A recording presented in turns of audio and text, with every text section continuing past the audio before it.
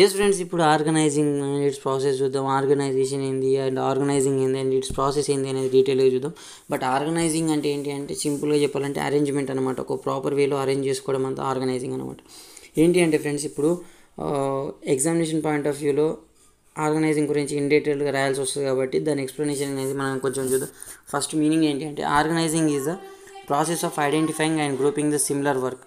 ఏంటి అంటే ఒక ఐడెంటిఫై చేయడం, మనం పర్ఫామ్ చేయాల్సిన మన గోల్ ఏంది అనేది ఐడెంటిఫై చేసిన తర్వాత ఆ గోల్ని రీచ్ కావడానికి కొన్ని సిమిలర్ యాక్టివిటీస్ కొన్ని యాక్టివిటీస్ పర్ఫామ్ చేయాల్సి ఉంటుంది. అందులో సిమిలర్ ఉన్న యాక్టివిటీస్ అన్ని గ్రూపింగ్ చేసుకోవడం అనమాట. గ్రూపింగ్ చేసుకున్న తర్వాత డిఫైనింగ్ అండ్ డెలిగేటింగ్ రెస్పాన్సిబిలిటీ ఏంటి అంటే ఒక్కొక్క గ్రూప్ ఉంటుంది.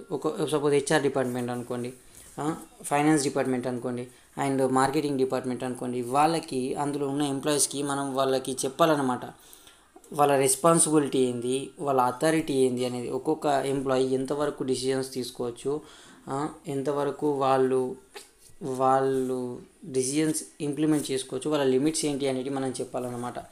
అండ్ రెస్పాన్సిబిలిటీ ఏంది, వాళ్ళు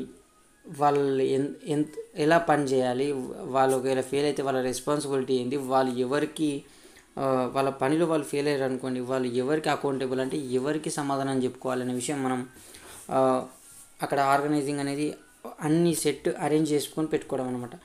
ఇంకా నెక్స్ట్ ఏంటి and establishing relationship for the purpose of enabling people to work most effectively together. So relationships అనేవి డెవలప్ చేయాలన్నమాట. సో మంచిగా ఒక్కొక్క ఎంప్లాయీ నుంచి ఇంకొక ఎంప్లాయీకి రిలేషన్షిప్స్ అనేవి డెవలప్ చేయాలి. డెవలప్ చేస్తే ఏమైతే మన కంపెనీ గోల్స్ అనేవి ఈజీగా అచీవ్ చేసుకోవచ్చు అనమాట. ఎలా అంటే సపోజ్ ఒక వర్కర్కి ఏదో పని ఉందనుకోండి, ఒక ఎంప్లాయ్కి ఏదో పని ఉందనుకోండి, మంచి రిలేషన్షిప్ అతను ఇంకొకరితో చేసుకున్నాను అనుకోండి, ఆయన ఏం చేస్తాడు, ఒక ఫ్రెండ్ లాగా ఇతని వర్క్ కూడా అతనే చేస్తాడు ఆయన రాని రోజు. సో కంపెనీకి అనేది ఎలాంటి ఇబ్బందులు ఉన్నాయన్నమాట. వర్క్ అనేది ఒక ఫ్లోలో పోతూ ఉంటుంది అండ్ ఒక అండర్స్టాండింగ్ అనేది ఉంటుంది అన్నమాట. సో ఇది ఇలా ఉంటే ఈ రిలేషన్షిప్స్ అనేవి మన గోల్ని రీచ్ అవ్వడానికి హెల్ప్ఫుల్గా ఉంటుంది అన్నమాట. So this is what I want to say. మీకు ఫస్ట్ ఈ మొత్తం మీనింగ్ ఆర్గనైజింగ్ అంటే ఆ ప్రాసెస్ అంటే ఏందనేది ఇందులోనే మొత్తం ఈ పారాగ్రాఫ్లో మీకు కొంచెం క్లారిటీ ఉందనుకుంటున్నాను. ఫస్ట్ ఏంటి, మన గోల్ ఏంది ఐడెంటిఫై చేసి ఆ గోల్ని రీచ్ కావడానికి సిమిలర్ యాక్టివిటీస్ని గ్రూపింగ్ చేసి, ఆ గ్రూపింగ్ చేసిన తర్వాత ఒక్కొక్క డిపార్ట్మెంట్కి వాళ్ళ అథారిటీస్ ఏంటి, వాళ్ళ రెస్పాన్సిబిలిటీస్ ఏంటి అనేది చెప్పిన తర్వాత వాళ్ళకి మన రిలేషన్షిప్స్ డెవలప్ చేయడం, అవునా, అలాంటి అంత ప్రాసెస్ అంతా మనం ఆర్గనైజింగ్ ప్రాసెస్ అని చెప్పచ్చు. ఎస్ ఫ్రెండ్స్, ఇప్పుడు ప్రాసెస్ ఆఫ్ ఆర్గనైజింగ్ చూస్తే ఫస్ట్ వన్ వచ్చేసి ఒక్కొక్క పాయింట్ డీటెయిల్డ్గా ఎక్స్ప్లెయిన్ చేసుకుందాం. Identification and division of work. So ఇక్కడ identification of division of work and division of work ఏంటి అంటే identifying and dividing the work that has to be done in accordance with the previously determined plan. మనం ఇంతకుముందు design చేసుకున్న ప్లాన్స్తో మనం మన goals ఏంటి దాని తగ్గట్టుగా మనం వర్క్ అనేది డివైడ్ చేసుకోవాలన్నమాట, దాన్ని అచీవ్ చేసుకోవడానికి. అవునా, మన గోల్ ఏందని ఐడెంటిఫై చేసి మన వర్క్ అనేది డివైడ్ చేసుకోవాలన్నమాట. ఎవరు ఏ యాక్టివిటీస్ పర్ఫామ్ చేయాలి ఆ గోల్ని అచీవ్ చేయడానికి అని చెప్పేసి. It avoids duplication. సో దానివల్ల అడ్వాంటేజ్ ఏంటి అంటే మనకు డూప్లికేషన్ అనేది ఉండదు అనమాట. ఒక్కొక్కడు రెండు యాక్టివిటీస్ను డబల్ చేసుడు ఉండదు. ఇప్పుడు ఈ డిపార్ట్మెంట్ ఒక పర్టికులర్ డిపార్ట్మెంట్ అదే వర్క్ చేస్తూ ఉంటుంది.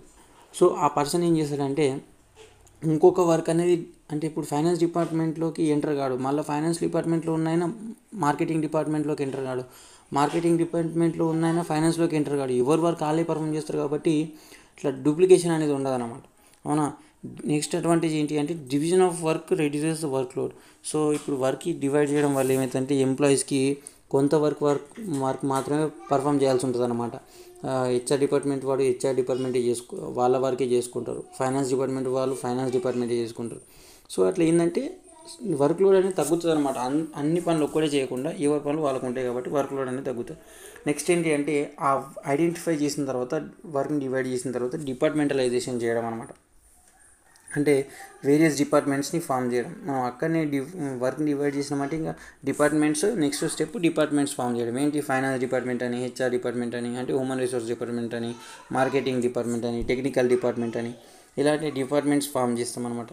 ఈ డిపార్ట్మెంట్స్ అంటే ఏం చేస్తాయి అంటే మనకి హెల్ప్స్ ఇన్ స్పెషలైజేషన్. ఇప్పుడు ఒక ఫైనాన్స్లో ఒక పర్సన్ ఒక 1 year 2 years చేసిండు అనుకోండి, అతనికి తెలియకుండానే అతని చేతి అనేది నెక్స్ట్ ఇయర్ మొత్తం ఇట్లా వెళ్ళిపోతూ ఉంటాయి, క్యాలిక్యులేషన్స్ అనేవి ఇట్లా సాల్వ్ అయిపోతూ ఉంటాయి. ఏంటి అంటే అలాంటి స్పెషలైజేషన్ పెరిగిపోతుంది అనమాట ఎవ్రీ డిపార్ట్మెంట్లో. సో డిపార్ట్మెంట్ చేసుకోవడం నెక్స్ట్ స్టెప్. డిపార్ట్మెంట్స్ అయిన తర్వాత ఏంటి అంటే అసైన్మెంట్స్ ఆఫ్ డ్యూటీస్. సో అందులో డ్యూటీస్ అసైన్ చేయాలన్నమాట, ఎవరు ఏం వర్క్ పర్ఫామ్ చేయాలని చెప్పేసి. అందులో ఇప్పుడు హెచ్ఆర్ డిపార్ట్మెంట్లో ఎంప్లాయ్మెంట్స్ని జాయిన్ చేయడం అంటే ఇంప్లిమెంట్ అంటే వాళ్ళని అందులో హెచ్ఆర్ డిపార్ట్మెంట్లో ఎవరెవరు ఎంప్లాయీస్ కావాలో వాళ్ళని అక్కడ ఉంచడం. అండ్ మన మార్కెటింగ్ డిపార్ట్మెంట్లో ఎవరు కావాలి, హ్యూమన్ రిసోర్స్ మన ఫైనాన్స్ డిపార్ట్మెంట్లో ఎవరు కావాలి, ఇలా అని చెప్పేసి అంటే based on their skills and knowledge అనమాట. వాళ్ళ స్కిల్స్ తగ్గట్టు వాళ్ళకున్న నాలెడ్జ్ని బట్టి వాళ్ళని ఒక్కొక్క డిపార్ట్మెంట్లో పంపించేయడం అనమాట, అందులో వర్క్ చేయించడం అనమాట. It should be done based on that tests and interviews. So interviews conduct చేసి ఏ డిపార్ట్మెంట్కి ఎవరు సెలెక్ట్ అవుతారని చెప్పేసి అందులో మనం వాళ్ళని అపాయింట్ చేయడం అనమాట. ఓకేనా. అయిన తర్వాత establishing the reporting relationship. So దీనికంటే ముందు ఒక పాయింట్ రాసుకోండి ఫ్రెండ్స్, సారీ నేను రాయడం మర్చిపోయాను. ఏంటి అంటే అది ఆ వర్క్ అనేది వాళ్ళని అపాయింట్ చేసిన తర్వాత ఒక్కొక్క డిపార్ట్మెంట్లో ఎంప్లాయీస్కి వాళ్ళ అథారిటీస్ ఏంటి, రెస్పాన్సిబిలిటీస్ ఏంటి అనేది డిఫైన్ చేయాలన్నమాట. వాళ్ళు చెప్పాలి వాళ్ళ అథారిటీస్ ఏంటి, వాళ్ళు ఎంతవరకు డిసిజన్స్ తీసుకోవచ్చు, వాళ్ళ డిసిజన్ టేకింగ్ పవర్ ఏంది, వాళ్ళ లిమిట్స్ ఏంటి అనేది, అండ్ వాళ్ళ రెస్పాన్సిబిలిటీ ఏంది, వాళ్ళు ఎంతవరకు పని చేయాలి అవునా, అండ్ వాళ్ళు చేయించాలి, ఎలా చేయించాలి, వాళ్ళ బాధ్యత ఏంది, వాళ్ళు ఎవరైనా మిస్టేక్ జరిగితే ఎవరికి అకౌంటబుల్ అంటే ఎవరికి సమాధానం చెప్పుకోవాలి అని చెప్పేసి. సో అది నెక్స్ట్ పాయింట్ అనమాట, ఏమైనా మిస్టేక్ జరిగితే ఏంటి అని చెప్పేసి. ఫస్ట్ అయితే దాని ముందు మనము డిఫైనింగ్ అథారిటీ అండ్ రెస్పాన్సిబిలిటీ అనే హెడ్లైన్ రాసేసి నేను చెప్పిన ఎక్స్ప్లెనేషన్ మొత్తం పారాగ్రాఫ్లో రాసేసేయండి.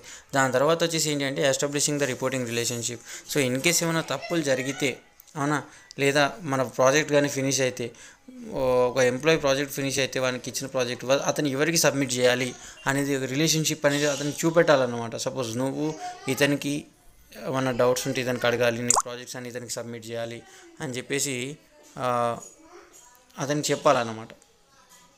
So employee should know from whom he has to take orders and for whom he has to be accountable. అవునా, అతను ఎవరి నుంచి ఆర్డర్స్ తీసుకోవాలి, ఏమైనా తప్పులు జరిగితే ఎవరికి సమాధానాలు చెప్పుకోవాలనేది ఎంప్లాయీకి తెలియాలన్నమాట.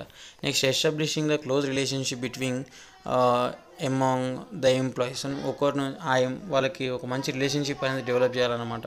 Helps in coordination among various departments. So ఈ ఆర్గనైజింగ్ అనేది ఏం చేస్తారంటే ఒక డిపార్ట్మెంట్ నుంచి ఇంకొక డిపార్ట్మెంట్కి మంచి కోఆర్డినేషన్ అనేది డెవలప్ చేస్తారనమాట. సో ఇది ఫ్రెండ్స్ ప్రాసెస్ అనేది ఇలా మనం ఆర్గనైజింగ్ అనేది చేసుకోవాలి. So in case if you like my explanation just hit the like button and subscribe to my channel for more videos. Thank you, by.